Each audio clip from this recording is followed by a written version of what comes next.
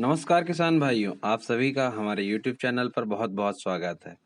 आज के कृषि चर्चा अंक में हम हरे चारे का पशु आहार में क्या महत्व है, इस पर चर्चा करेंगे और जानेंगे कि हरे चारे को किस तरह हम पशु आहार में शामिल करके पशुपालन में आने वाले व्यय को कम कर सकते हैं। तो बने रहिए इस चर्चा विषय के साथ अंत तक संपूर्ण जानकारी को प्राप्त करने के लिए।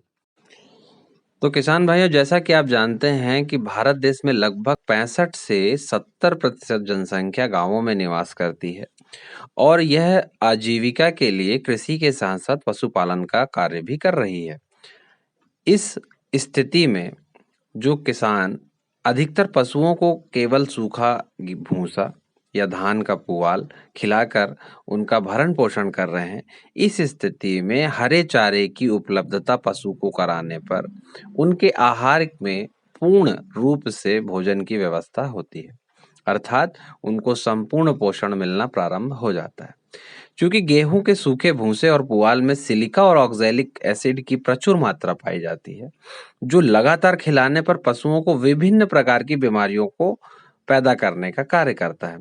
जिनमें से प्रमुख जैसे पशुओं का समय पर गर्मी में ना आना, उनके गर्भ का ना ठहरना, पशुओं की त्वचा खुरदुरी हो जाना, पशुओं को कमजोर हो जाना तथा दूध देने वाले पशुओं में दूध की मात्रा का कम होना।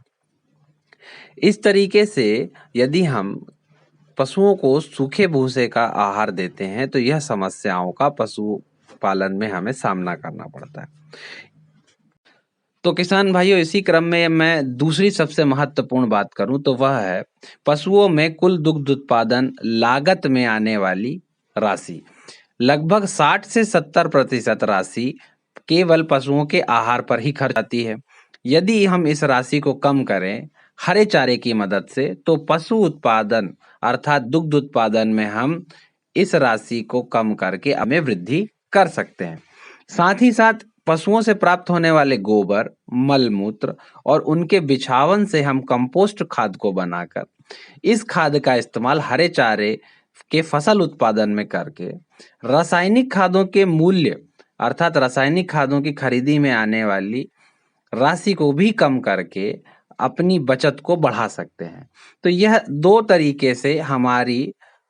उत्पादन राशि को कम कर सकता है, अर्थात पहला आहार में कमी लाकर धन की और दूसरा रासायनिक खाद जो उत्पादन के लिए हमें चाहिए उसमें कटौती करके भी हम जो है अपनी हमारे चैनल से जुड़े रहने के लिए बहुत बहुत धन्यवाद। वीडियो अगर पसंद आई है तो इसे लाइक करें, शेयर करें और हाँ, अगर आपने चैनल को सब्सक्राइब नहीं किया है तो सब्सक्राइब कर लें और बेल आइकन को दबाना ना भूलें ताकि आपको आने वाली वीडियोस की नोटिफिकेशंस मिलते रहें। धन्यवाद।